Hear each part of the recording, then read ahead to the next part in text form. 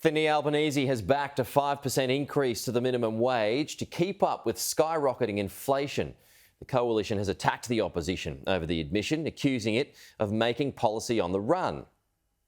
It's a policy pitch central to Labor's election campaign. The minimum wage should at least keep up with the cost of living. We think no one should go backwards. In a bid to push them forward, the opposition is promising to make the case for a wage rise to the Fair Work Commission if it wins government. As for what that figure will be... Does that mean you would support a wage hike of at least 5.1% just to keep up with inflation? Absolutely. A 5.1% rise would bring the minimum wage in line with existing inflation. The one-word answer quickly opening the door to an attack from the coalition. Making things up on the run. Labor frontbenchers were quick to back their leader. What's controversial about wages keeping up with the cost of living? It's not an unremarkable position. But the Shadow Home Affairs Minister implied Mr Albanese was misquoted. To say it's reasonable to lift wages or the minimum wage by 5.1%?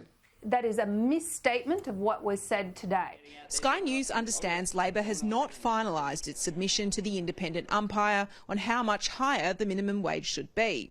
Asked whether he stumbled. Should wages be at 6% if inflation goes to 6%, Mr Albanese? Thank you.